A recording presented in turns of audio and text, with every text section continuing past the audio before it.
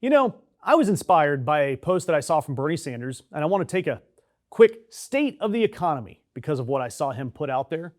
And I'm going to keep this grounded with some real numbers because the gap in how this is going and how the people in charge are telling you it's going, it's gotten cartoonish. And I want to start with how we, the people, feel about the economy. Because when you look at an NBC News poll, which is run by a Republican and Democrat pollster together, they found 81% of Americans now say that there's more dividing the wealthy from everyone else than there is uniting them. 81%. People look at the folks at the very, very top, and in the poll's own words, a different world. And this isn't just a partisan thing. 82% also said that ordinary Americans of every party have more in common with each other than with anybody holding real power. Left, right, and center agree on almost nothing right now except that the game is rigged for the guys at the top and not them. And then when you ask them about the actual numbers, the ratings on the economy, they match. A Fox News poll, by the way, found that most voters rate the economy negatively, including half of all Republicans, and that trust in the federal government, which is run by Republicans, just hit an all-time low. When Fox's own audience is telling Fox that the Trump economy stinks, you know you are losing big time. The sentiment numbers, they show people simply don't feel it, no matter how many times they're told the figures are great, like Donald Trump likes to brag.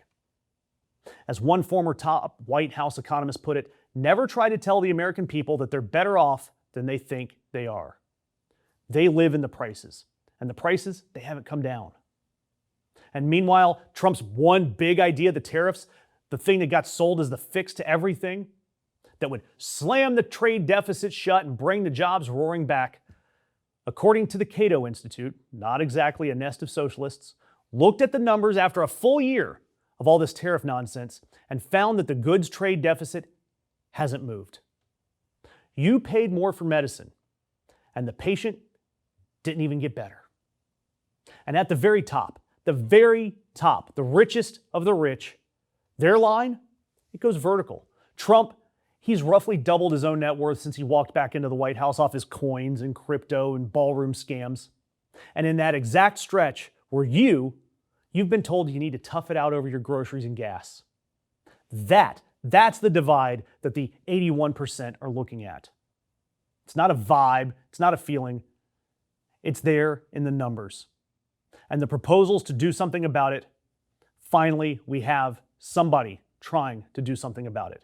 And this came from Bernie Sanders, but I want you to pay attention to who also supports this.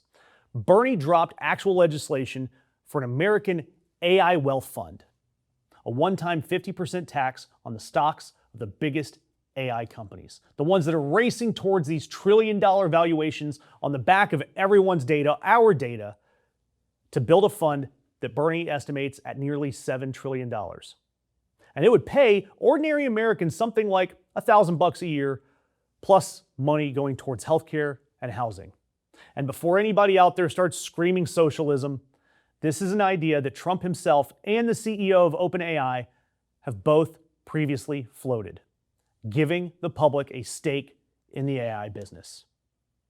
And you don't have to love every line of that plan. But the point is to question things out there. The wealth in this country, it's real and it's exploding. Meanwhile, our wealth isn't. And the only fight that actually matters is whether it keeps flowing to the top, who've already doubled, or to the 81% that can see that their world is different from the people at the top. So the state of the economy, the country's split in two different zip codes. The people on top know it. And they are betting that you're going to blame each other, the people that are different from you, instead of them. Hit that notification icon because we are going to keep doing the math all the way through November and until finally someone does something about Trump's grift and how it's hurting every single one of us.